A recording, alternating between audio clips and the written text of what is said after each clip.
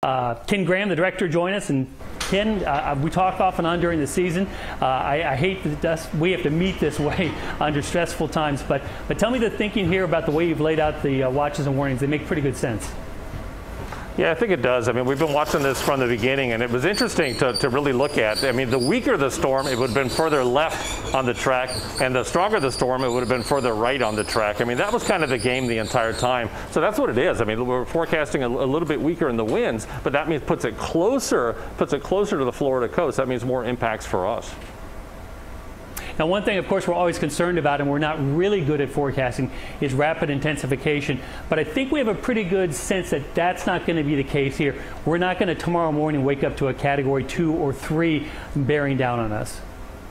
Yeah, it's just interesting with this system. And, there's enough shear, and, it's going to be interesting as we approach the coast as well. There's going to be some of that interaction as well. So we're not looking at that. I mean, if you look at the satellite, it's not your traditional, what you would see with the clear eye. It's got a dense overcast over the top of it. So it's got some things working against it here. But no, the biggest thing is, whether it's going to be, the hurricane strength and even the degree, 10 miles an hour, you're not really going to sense that so much. The deal is that you're going to have elevated tides. You're going to have some storm surge on the Florida coast too. To the north, we can see some areas that get 2 to 4 foot of storm surge there and heavy rainfall. So it's all the aspects of the impacts that we got to watch out for. All right, Ken Graham, director of the Hurricane Center. Thanks for joining us. Ken, hopefully we don't see you too many more times this year, but it's always good seeing you. You bet.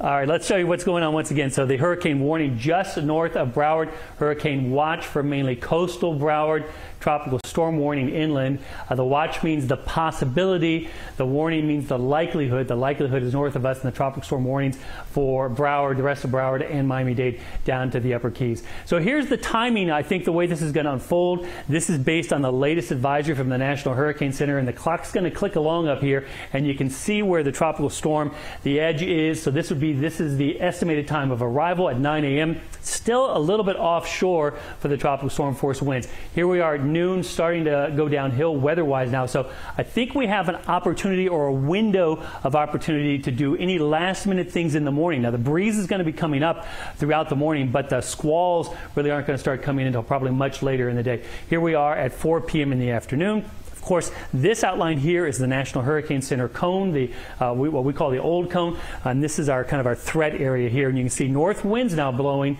but the winds are kind of northeasterly ahead of it. That's where the storm surge is possible and some piling up of the water along the coast. 4 p.m. there we are at 8 p.m.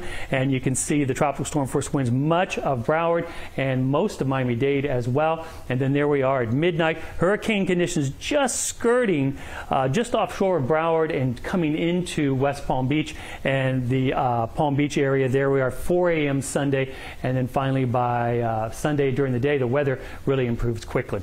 Here is the latest stats. 75-mile-an-hour winds moving to the northwest at 15, Category 1, and once again, there are all the warnings that are up in advance.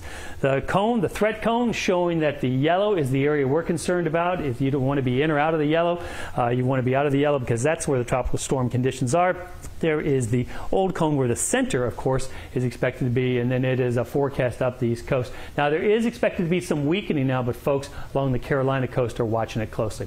Here's what it looked like throughout the day today, and as Ken Graham was talking, not your classic-looking hurricane here. There's kind of a center right there where all the bad weather is, right in the middle, and then just to the west and the south, it's actually breezy and partly cloudy, so we may even see the sun for a time during the day tomorrow.